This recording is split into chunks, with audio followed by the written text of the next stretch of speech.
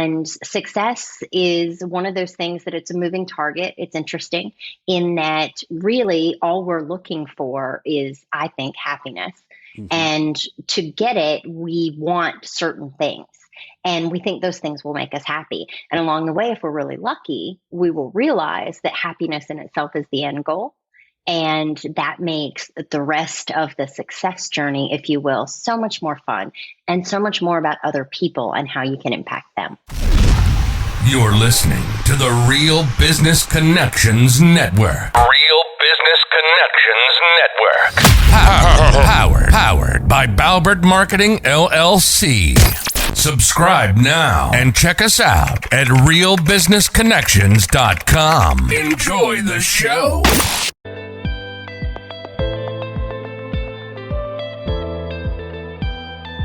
Welcome everyone to Learn, Speak, Teach, powered by Balbert Marketing, LLC.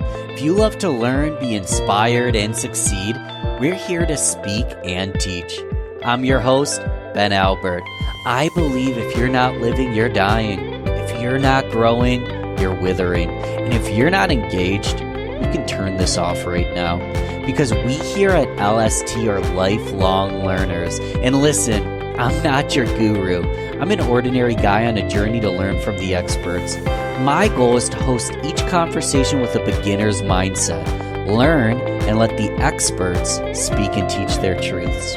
Join us! Oh yeah, and don't forget to subscribe. This episode is brought to you completely free. Get some stake in the game here. My fee for the show only takes a few moments. If you gain value from the episode, personally share with a friend and explain your favorite part. Bonus points. Please leave us a review on Apple, Google Podcasts, or anywhere you listen to the show. All right, let's get started.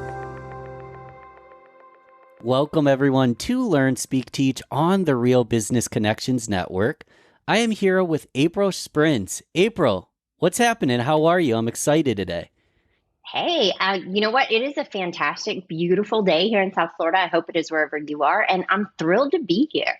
Dude, I'm in New York, and it's beautiful. We got spring and summer now, so things are looking up. Things are looking up, and the lilacs are coming out. We got a lot of lilacs in my region here, so love it. Yeah, I'll read I gave the short version of the bio. You are the creator of Generosity Culture. I'm going to ask you a question about that in a second. Founder of Driven Outcomes. You are a business accelerator, a speaker, author of Magic Blue Rocks, The Secret to Doing Anything. I'm intrigued about that as well. A book about life-changing impact of a winning mindset.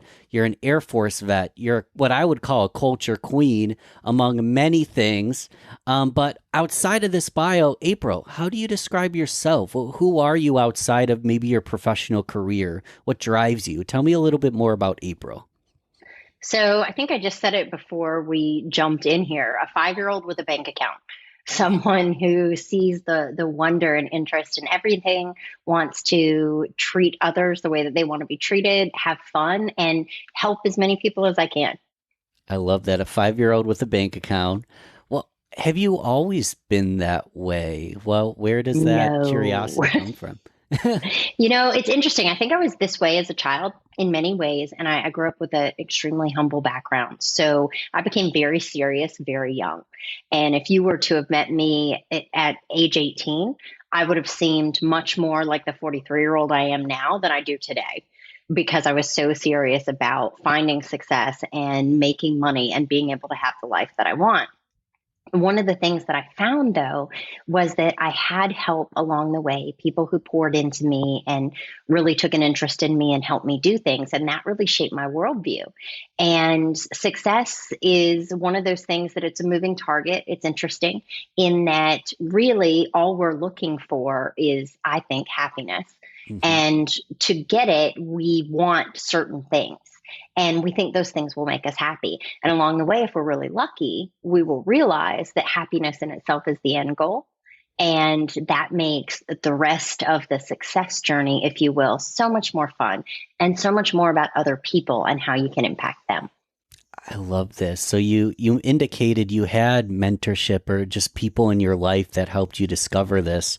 Who are some of those people? What role did they play? Or maybe just lessons learned or failures, however you want to take it. Lessons learned, failures, mentors. How'd you learn this stuff? All of it the hard way, because that's what I like to do. I think Yes. I learned the most from failures, doing things the wrong way the first time. Mentors were huge. The biggest one in my life is a woman by the name of Sue Harper, who came into my life when I was 9 years old. Again, I talked about having a tough upbringing. My mother had a substance abuse problem, and she was the head of HR where my mom worked. And she happened to come in and explain to me that my mom was going to rehab.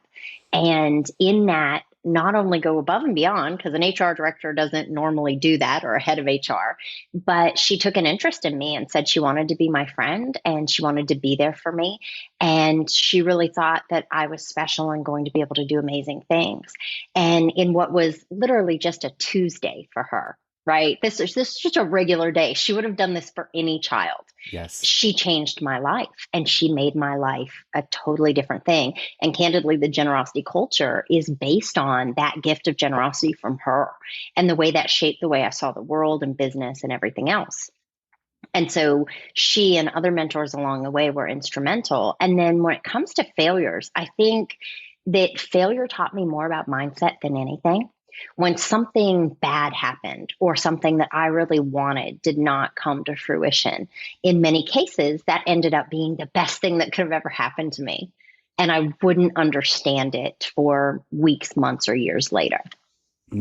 Walk us through one of those failures, one of those moments where you just wanted to take the fedora off, throw it, just I'm done. I'm done. And then obviously, like, what did you learn from hitting that bump in the road? So I think one of the biggest ones at the time, and I write about this in Magic Blue Rocks, was when I wanted to go into college. Was a dream that I started very young. No one in my family had graduated college. When I was younger, no one had graduated high school. So it was a really big deal. And I knew I had to pay for it myself, and just assumed scholarships would be the way that I did it. Mm-hmm. And I turned down scholarships locally because I wanted to go to a very specific school for their broadcasting program. And while I got in to that program, I only got a very small partial scholarship. And for me, it seemed like the entire dream of going to college was just gone, because I'd missed the deadlines for other places. I didn't know how to pay for school. The amount that I would have owed after the scholarship may as well have been $1 million a year, given where I was Wow. financially. And because of that, I'm going to circumvent some other things that happened, but I ended up going into the military, which is not something I had ever considered. And Right. I was, a little bit like Private Benjamin, an old 1980s movie about, the blonde Barbie looking girl that was not going to be the person you thought could defend the country. But what ended up happening was being in the military not only expanded my worldview, allowed me to travel. I met amazing people. I learned things I never would have learned in a more traditional route, but I got to do the career that I wanted right away. And they also, financed my college career, not only undergrad, but graduate school. I would have never have thought of going that route in a million years, but I would never go back and do it the other way if I had the option, because it was such a better route for me. Yeah, you would have never expected that route. It happened for you, though. It ended up being the perfect way to go. And nowadays, you are the queen behind generosity culture. Tell me so I have a gist, and I'm sure the listeners, they have their own definition of generosity, but what Right? exactly is a generosity culture? Well, it's funny because when I use the word generosity, a lot of times people grab for their wallet. Like, she's not going to be asking me for money, is she? And I'm not. I'm asking for something far more valuable, which is your time. Because Mm, the principles of the generosity culture are to pour into your people and your clients and your community. And if you do those three things, if you build a business based on that foundation of those three principles, you will scale unbelievably fast. You will be a viable business regardless of what's going on in the economy and what's happening in the world, because you create these amazing symbiotic relationships with those three groups that make your company unstoppable. And when I say pour into your people, I mean that we're always looking for our people to treat our clients a certain way. And the best way we can help them do that is by modeling it to them, not telling them what to do, but I'm going to treat you as well as I want you to treat our clients. I'm going to give you my time. I'm going to care about who you are as an individual. I'm going to help empower you to pursue your dreams, whether those are with my company or not. Right? Because if I keep you as happy as possible, if you leave later, that's fine, because you're only going to refer better people, and not better than you are, but better people than I would ever have gotten another way. And you're only going to continue to think highly of the company. So it's a win all the way around. And because that's being modeled, just like children, right? They do what they see their parents do versus what their parents tell them to do. You're then going to treat everyone else that way, the other employees, the folks that you're working with from a client perspective. And it becomes just this amazing relationship where everything dovetails into another. And same with the community, whether we are an online only business or we're brick and mortar or we are some hybrid of those, we have a community, be it local, regional, global, it doesn't matter. So if we are doing things to make that community better, then again, we all are able to have prosperity together. What exactly would that look like in the micro level? Like if I were to don't turn this off right now, but if at the moment I turn this off, I'm done with my car ride and I'm walking into work, I'm walking into a client meeting, I'm walking into my homestead where my beautiful family is. What does this look like on a day-to-day? So you can develop and have your own generosity culture at any level by continuously asking yourself one simple question. How can I help? It's as simple as that. I love it. And the answer is going to be different based on the circumstance. But as long as you have that, for example, let's say you're going to a seminar, maybe you volunteer for the seminar, how can I help? Before you know it, you're actually meeting some of the leaders at that seminar rather than just showing up, trying to take, since you had the how, before you know you're a volunteer and you're like a rock star there. Cool. What were the other two main focuses in the generosity culture? So I actually went through all three, which was to pour into your people, your clients, and your community. People, client, community. Got it. Got it. This is why I recommend people take notes. People, clients. What's new to you? It is. And I recommend everyone take notes, draw a line down. If you're driving, you can. I know that. If you're at the gym, you can't. But draw a line down this sheet of paper. Maybe write down a couple of notes from things that April has said. And then on that other side, write down some personal realizations you're having. That's what I'm going to do after I listen. But right now, I'm being present with you today. What are some of the issues and problems that people run into when they have that what's in it for me attitude, when they aren't coming with, a generosity, they're not embodying generosity? They might still be successful and make a lot of sales, for example. Is there major issues you see with people that have just the icky opposite of generosity?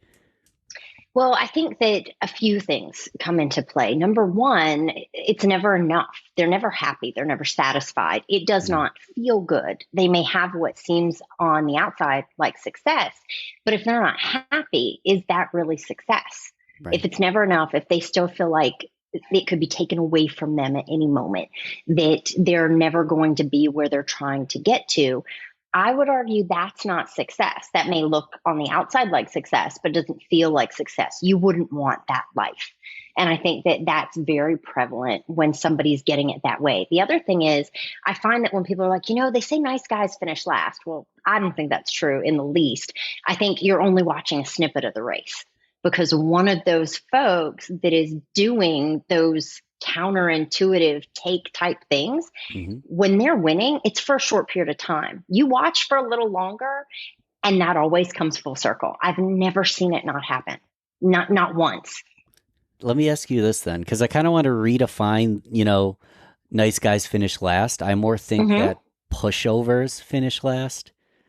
Great point. Yes. 100%. So talk about how you can be nice and generous and not finish last. And maybe there's a difference between being a pushover and being someone who embodies generosity, correct? 100%. And I think one word separates the two, and that word is boundaries. So when someone is a pushover, they will do anything for anyone, whether it's within reason or not. You can be incredibly generous and incredibly kind, but also realize that, let's say, for example, you've given a lot of your time to someone and they're not taking ownership and they're not really making a difference for themselves. The next time they ask you for your time, then what I do is give homework, if you will. I'm like, I am happy to give you more of my time when you show me that the time I've already invested is beneficial to you. This is how I'll know this, and this. Make sense? It does make sense. Ooh, and going into the longer part of your bio that I didn't say today, you've actually lived this. This isn't just theory that you came up with out of the blue. You were top of the leaderboard as a sales executive in pretty much every career in every industry you tackled, but you did it in the generosity kind of relationship-based giver's way. A lot of people might be surprised by that. They see the top person at the company and they're hard to reach. They're never mentoring anybody. You kind of wonder how they even made their success. You were doing it the other way. You were a giver and you were still top of the leaderboard. We've already talked about this, but I'm just hammering down on it. Like, what were you doing different that allowed you to be at the highest level? But give time generously, but still actually make the income you deserved. Is there anything specific we didn't touch on that you were doing? So we touched on it, but I'm going to touch on it in a different way. And I will tell you that in a lot of ways, me becoming the top salesperson in those organizations was luck of the fact that before I was in sales, I was in service. I came into those businesses, not all of them, but initially I learned the business before I went to sell. And so I was in the area that a lot of us call client service or client management. So I was always dealing with client issues and problems. And what was interesting is as soon as I'd solve a really big problem for our clients, because I really cared, they'd want to buy something. It never failed. So I was actually selling in a client services role and asked to move to sales because I was outselling many of the account executives. And that is the difference, is that I learned that helping other people will ultimately always lead to your success. So it was very second nature for me to fix things and make things better and pour into other people. And the other thing was, coming from that background of having been in client services, I didn't have that lone wolf, I do this all myself mentality. Okay. So pouring into others and mentoring others just made sense because I was not the company. Those relationships were vital. So it's like a bank account. You don't expect to withdraw money if you haven't put money in. So for me, I was always seeing how can I put money in that sense, right? And then trusting that it would be there when I needed it. So that made the biggest difference in the world. And for those folks that are just the top people and they don't help anyone, I think it's one of two things. It's either, again, they're only the top person for a short period of time, or two, you've decided that they're that person because you're intimidated and you're afraid to ask. But if you asked, they would help you. There's a little bit of scarcity there that you're seeing them at the top of the ladder and they're untouchable. Have we actually asked them for help yet? Well, people can be very afraid to ask for help, I think. Yeah, I'm that way. I've been there. Are you? Yeah? So nothing that I've done, I did the correct way. And I've joked about this before. Oh my, if there's a way to do things quickly, I don't know it. I always find a difficult, confusing, and I've never in my life walked into the role and been number one. But I've always been coachable and I've always been honest. And I am a testament that what you're saying is true. The moment I was no longer feeling the scarcity and the imposter syndrome, and I started asking people like you for advice and for help, I literally tripled my mindset, my happiness. My income didn't triple, but I did replace my sales executive income as an entrepreneur, learning from people like April. So back in the day, we joked about this before we started. I was new, and this was my first ever sales role. And I Mm-hmm. actually was top of the leaderboard first month out of the blue. Everyone was really Ooh, pissed off. congrats. And I had no clue what I was doing. The only thing I was doing that people weren't doing is I was working harder and I was asking more questions. I was very non-assumptive, and it was a Mm-hmm. very much an always be close, like yes, no tie downs, take them down a similar, like a straight line kind of thing, handle Right. objections. And by asking questions, I feel like I was just more consultative. And I kind of Mm-hmm. feel like I was letting the customers kind of convince themselves a little bit more. But what's crazy is the better I got at being in that culture, I Mm-hmm. actually, I got my numbers went up, but I feel like I got worse at sales because I believe that. I was Yeah. thinking always be closing. And then I stopped asking good questions. I Mm-hmm. started making good assumptions. So we joked about this before we started. So I just want to pass it to you. What are your thoughts on that kind of scenario? What are your thoughts on always be closing? What's your opinion? I think that always be closing is incredibly outdated. Sounds really catchy and cool. I'd like to replace it with always be helping, because I have never had an experience with being sold to Hmm. that I have enjoyed, right? We all like to buy, but we don't want to be sold. And if somebody is genuinely trying to help you and you can feel it, that's why the always be closing gets to me. People can feel your intent. They Mm, know if the sale is about you or it's about them. And when you're asking those questions and you're looking to genuinely help them, whether that's your product and service or not, they can feel that intent. And that means that if your product is right for them, they will absolutely do it. If it isn't right for them, and I'm going to tell you right now, because they can feel your intent, the moment they run into someone that your product or service will be right for, they will tell them about you, because what they will remember is that they felt genuinely cared for and helped, and how rare that is. mm. You make them feel genuinely cared for and helped. They Mm-hmm. might not be a good fit, but since they trust you and see you as Mm-hmm. someone that actually is looking to help and provide value, they might know someone else who's a good fit. And then you've Well, got the or they'll perfect. run into them. Yeah, and they'll remember Ooh. you. I got more referrals from folks that I said, I don't think what I have is right for you for this reason, or this reason that you stated.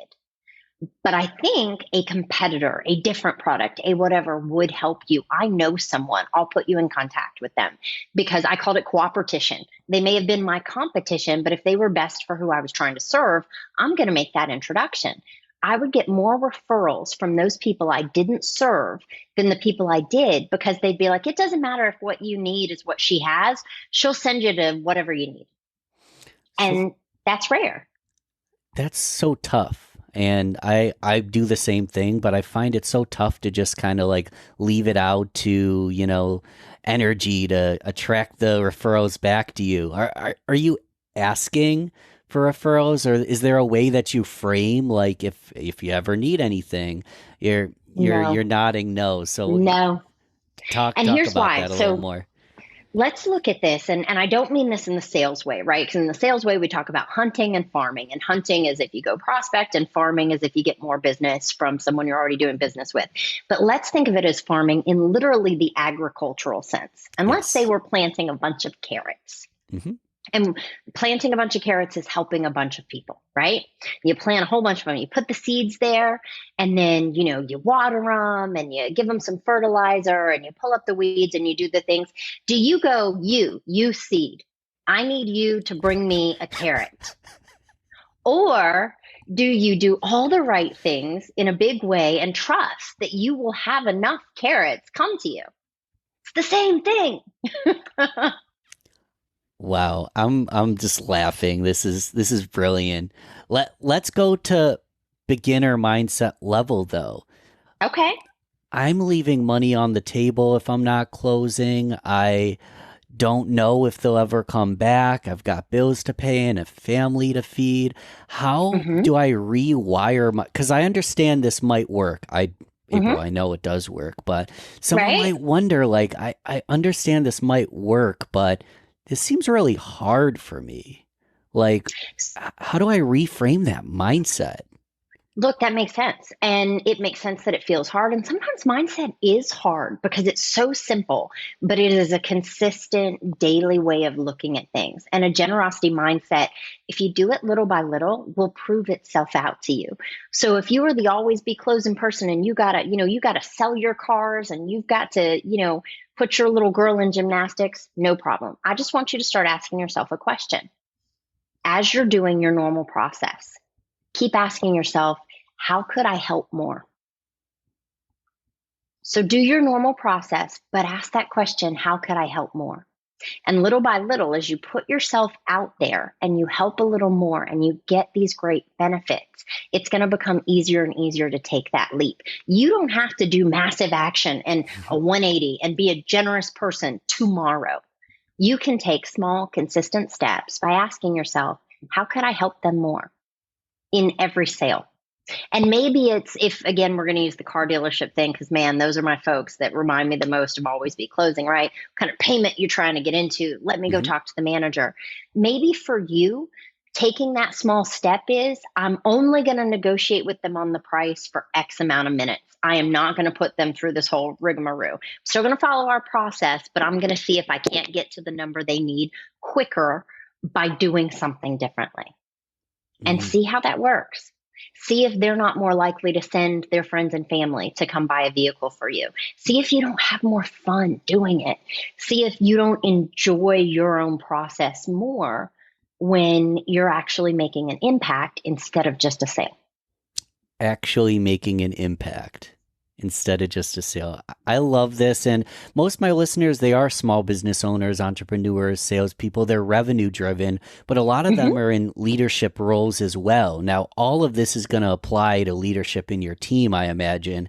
But let's go, 1,000 foot and talk about how we can utilize this as a strong leader in our workplace culture. Okay. Give me go ahead. So I have a team of 15. Let's go smaller scale, because by then I feel like needs to be leaders within the leadership. Let's go very small. So I have a team of 4, and I actually don't feel like I know what I'm doing. I feel like I'm only in the leadership role because of seniority and hard work, but I've never been in a role like this before. But I want to bring the best out of my team. And I don't quite know where to start because this is new to me. Okay, this is a great place to start.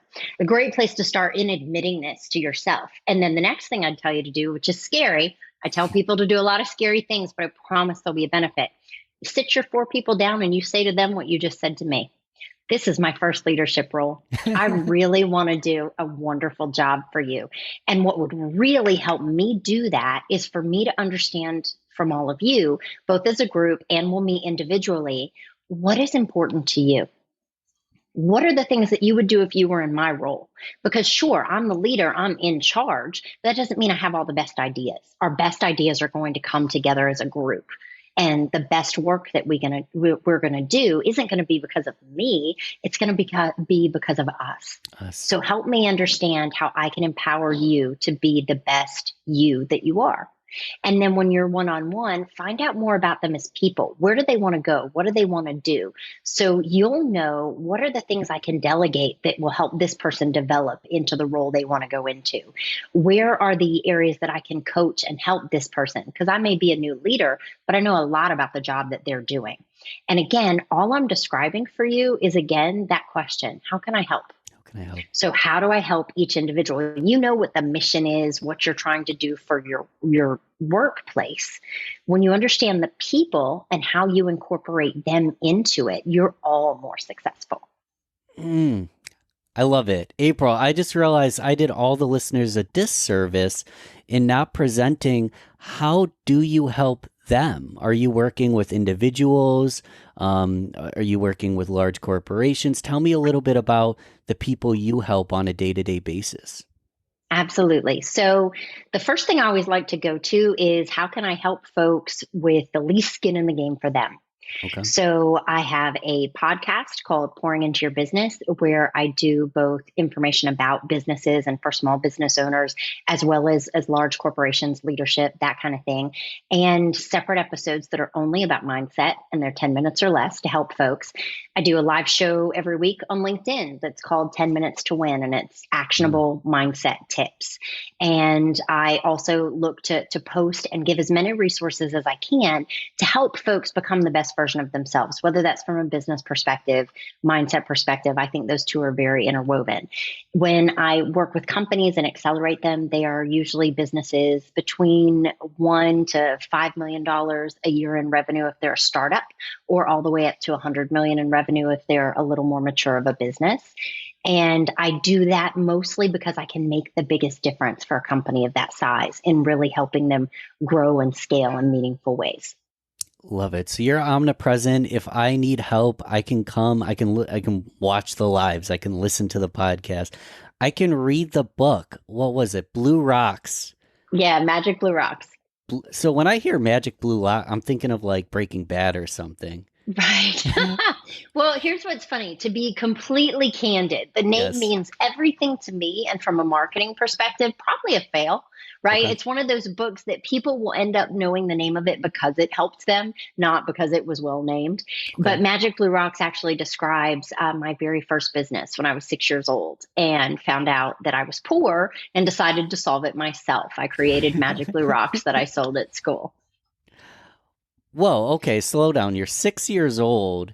You have this realization that you're not like all the wealthier kids, and you start your own little entrepreneurial. Can we break that down a little bit more? So, Sure. again, that's a very long time ago, of course, but wow, you're an entrepreneur from the age of 6. Walk me Yeah, and through I didn't exactly even see it that way. Yeah, But no, yeah. not at all. You're just like, I want to make money. I want to do things. So, Oh, yeah. what was the service you were offering exactly again? So basically, I found out that I was poor at Yes. school from one of the smartest children I knew, and he Okay. proved it to me through a series of questions. It was actually almost like a consultative sale, and he sold me on the fact that, man, we were in a bad way. And I felt like my mom couldn't solve this, or she would have already. So I wanted to do it covertly on my own. And it's funny, I really liked shows about entrepreneurs, even at age 6. My favorite at the time was a show called The Jeffersons, about a gentleman who owned dry cleaners and he moved on up. And I was like, this is what I need to do. I need a business. Then I was like, but I'm 6. I don't even have a bike. Okay. I could sell something. That's what I could do. I could sell something. And I couldn't find anything in my home that I thought was valuable enough to sell to people that I was also willing to part with. And I go outside and I'm just trying to think, and I see all this gravel in my driveway. And while I had been in the house, the only thing I picked up was these 2 random blue markers that I'd found. I had them in my pocket, and I look at the rocks and I'm like, if I color them blue, they'll be special. Yeah. And here's what I'll do. I will make them magic, because I'm 6. So I figure I can still do this because I really did believe in magic. Yes. And I thought, I can do anything I believe I can do, even if grown-ups say I can't. And this happened to me a lot as a kid. They'd be like, well, you can't go outside. And I'd take the screen out and go out of the window. And I'd be like, well, I guess you were wrong, because I totally did go outside. And I thought I could put that into the rocks, and then anyone who had them could do anything they believed they could do. So from such a young age, I'm like, I will give my mindset to you in the form of this little magic blue rock. And then took it to school to sell it. It was a huge hit. Badly priced, though. I priced them at $0.25. Okay. And lunch was 80 cents. So a lot of kids decided to buy the rocks and didn't have money for lunch, which is how I got found out. And they shut the business down the first day. But I know. It was a big sale, though, like made $5, which was really a big deal at that age. But what I realized, because my mom came to school and talked to me about, I could tell she was ashamed that we were poor, but that she didn't want me to be ashamed that we were poor. And in that moment, I really made the decision on 2 things. 1, I'm going to make money until money doesn't matter. I mean, like, just the visceral, I am doing this. And the second was, when my mom talked about the fact that we were poor, like, her eyes welled up with tears, and I never used to see her cry. And I thought, I am not going to focus on the things that make people cry. I'm going to focus on the things I want. And those were two very strong mindset techniques that I didn't even know about at the time that made all the difference in the way I lived the rest of my life. Wow. I love it. And then you went and you did obtain the money and you did obtain the success, but you decided to leave that. You decided to leave your was it corporate level role? Mm-hmm. Yep. I was in corporate. To do your own thing. Tell me about Mm-hmm. that transition, kind of the reasoning or the why, or when the rubber hit the Sure. road and you're like, I'm doing something different now. It was interesting because I was in a very successful startup. They actually had a $7 billion IPO, and this Okay. was after I left, but helped be part of that growth and do really exciting things at a really great company. And then I realized after I'd been doing it for a few years that being the top salesperson was not what was fun to me. What was fun to me was mentoring and helping other people become the top salesperson. I got so much more joy out of their wins and their success than I did my own. And, this can be hard to believe when you're trying to make enough money. Yes. But you get money until money doesn't matter much sooner than you think you do. You don't need as much as you think you do to live the exact life you always wanted to. And that was very surprising to me. And once money wasn't a motivator like that, I was looking for what drove me. Where was the juice, right? And it was always in helping people. And when I was helping in one industry, helping a certain group of people be successful with this service I had, I wasn't able to impact enough. And so I decided to leave and start my own company. Candidly, not really knowing what I was going to be doing other than helping. I was very much like, I'm going to jump out of the plane and build the parachute on the way down. And everyone was like, good luck. We think you're crazy. Real quick, when was this again? How long ago? Almost 5.5 years ago now. Awesome. Keep going. Yeah. I just wanted to give a little context. Yeah, sure. So I just wanted to help people, and I wasn't sure what shape that would take. I don't advise you to do that if you're starting a business as an entrepreneur. It's not the right way. It's just the way that works for me. And the people who needed my help actually ended up defining what my business would offer. Ooh. Walk me through that a little bit. What did you think you were offering? You had this is funny. You felt it in your heart. You're heart-centric. You want to help. You know that you're going to be successful. But it sounds like you didn't have a predefined target market business plan. Where did you think you were going versus where did you actually land? So it's interesting. I had I tell people a lot, focus on the what, not the how. Yes. And my big what was, I'm going to help people. Right. And the how I originally thought, I'll help people learn to sell and I'll help people learn to speak because I had a background in broadcasting. And I thought, that's what I can do. I can train them, help them, whatever. So I get to work on this and I do a lot of the things that an early entrepreneur will do, which is what I call hamster work. It's like you're on a hamster wheel and you're running like crazy, but you're not really going anywhere, but you feel good about yourself because you are running, right? Yes. It's good exercise. It's good exercise. I developed a beautiful website, some great videos. I still didn't know what I was offering. I still didn't know who my clients would be. I was just really focused on all this busy work. And then I had someone reach out to me who needed my help, who said, hey, April, I have a friend who has sold one company very successfully and has another company that he started for his family that is failing. And it is failing by big amounts, $500,000 a year. He's pouring into this of his own money, right? Can you help? And I was like, yeah. I was just like, yes. He was like, well, let me tell you the industry. Doesn't matter. Can you do this? Yes. And now luckily, I wasn't lying because in my corporate career, like I told you that I got into sales from first being in client services. Both when I was in client services and when I was in sales, I would help turn around failing divisions of the company. Or if there would be a big issue and it wasn't anyone's responsibility, I would decide I was in charge of it. And people would let me because I would be able to help and to fix it. So I had done it before, just never on that scale. And so I went in and took that company from failing to profitability in 6 months. And within 2 years, they sold for a good 8 figures and just changed everything about what I saw my company doing. And I thought, okay, this is what we'll do. And they told me, I didn't tell them, if that makes sense. Like everyone's like, identify your target market. I say, ask people. How can I serve you? How can I help? How can I help? Right? Like, so a lot of the things that I say that sound like wisdom are hard-earned wisdom from having done it the wrong way and figured it out later. Yes, and you have grit. I mean, I forget exactly what you said, but you said I decided I would take leadership on this project. It's like you didn't ask permission for that opportunity. No. It sounds like you just decided. So you don't even ask permission for the role or permission to. You're just like, I'm going to do this. I'm going to help. I'm going to take this, and people are going to want to follow. I commend you. I don't even know if I have a question. That's just incredible. Well, thank you. A lot of people want to ask permission. I don't know if people want to ask permission or if they feel like they have to. And I feel like they have to. I am a big fan of ask forgiveness. Because if you know in your heart of hearts that you are trying to help, that you are doing the right thing, that you're guided the right way, and let's be honest, if you have to ask yourself if you are or you aren't, you know the answer.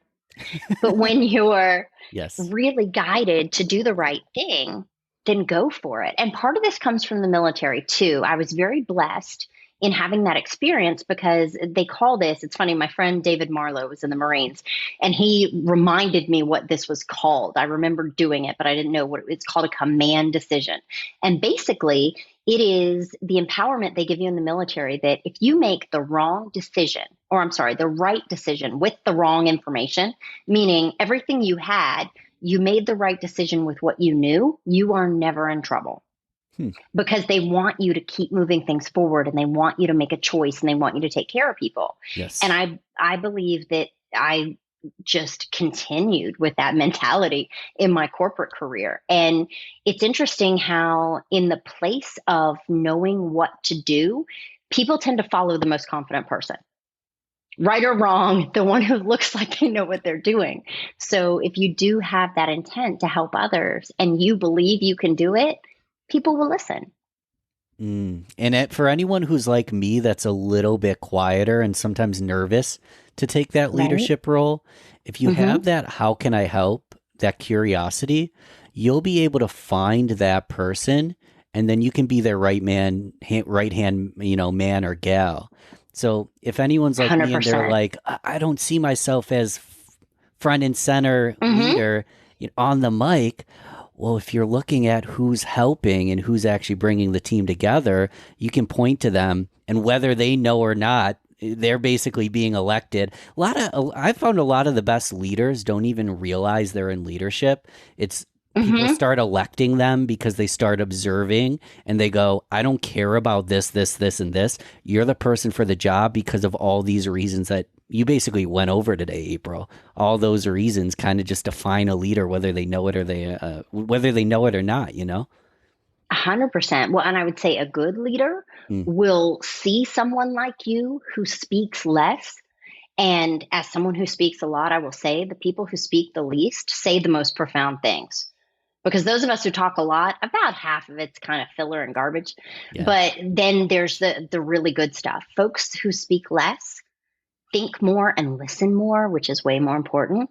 And I will tend to gravitate towards those people. And I want those folks to talk to me because I know that whatever they're going to share with me will be genius. And a good leader will see that in people because they're the most valuable.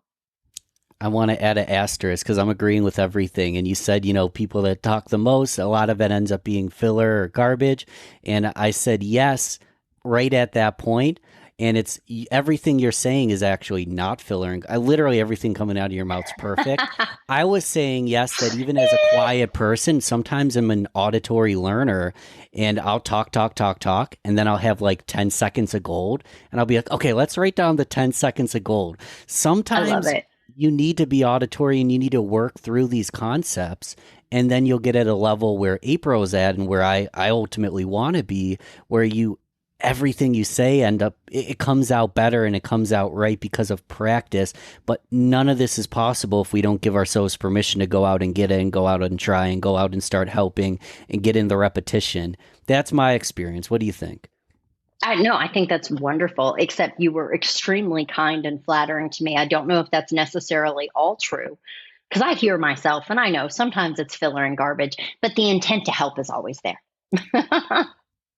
And we're getting really micro on this, but it goes back to small talk. So I'm not a big small talker, but sometimes in the small talk is the rapport, is the trust, is the connection, is the growth. So sometimes we might be talking, we're like, I'm over explaining, or I'm over talking, or I'm talking too much about my dog.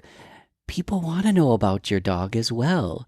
They want to see your cat photo. And it's almost giving us permission not to always have to be Yoda or be, Morpheus and have the perfect thing to say at all times. I love it. Sometimes the garbage has a bow on it, right?